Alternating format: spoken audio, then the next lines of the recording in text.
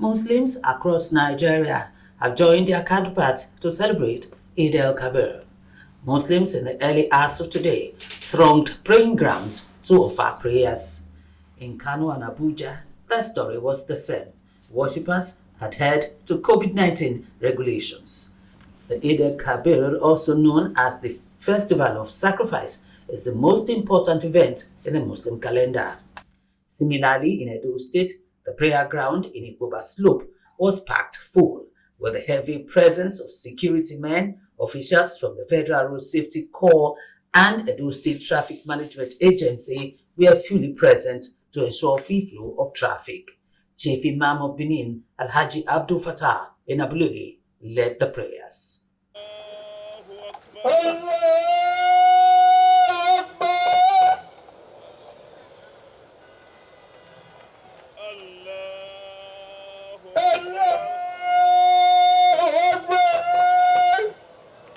Some worshippers share their views on the essence of the celebration. You all know today is EID EL KABIR, the feast of sacrifice. Prophet Ibrahim alayhi salam was tested. Almighty Allah subhanahu wa ta'ala tested his faith on this fateful day to sacrifice his son, and he obliged. In the process of doing that, Allah told him to stop and offer him a ram. If not for that single gesture, maybe by today we would have been sacrificing our first sons. But what this means is that it's good to be obedient to Almighty Allah.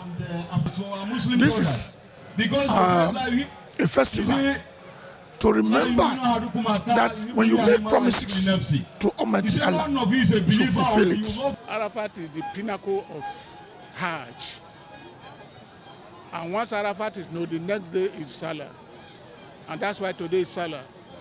Eid Mubarak. Eid means a day of collective enjoyment. So today, Muslim women across the world and friends of Muslims, associates of Muslims are happy celebrating this festival.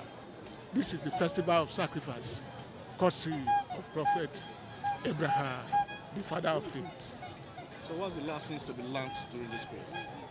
Obedience, submission to authority, respect for mankind, and the fear of God. These will take us in collectivity out of darkness and make Nigeria prosperous. This today's Eid El Kabir Festival of Sacrifice message is centered around sacrifice. Sacrifice. Every human being on earth, we must be ready to make sacrifice for the betterment, starting from our family to our fellow human beings. So every one of us, every human being must make, when you make promises, you must be ready to fulfill it when the time comes. If you don't fulfill it, it's a sin on you. That is why we are appealing to every one of us. Whatever you are doing, you are making promises. The four promises you cannot fulfill, don't make it. Don't even say it at the first time. Then secondly, we must be ready to make sacrifice.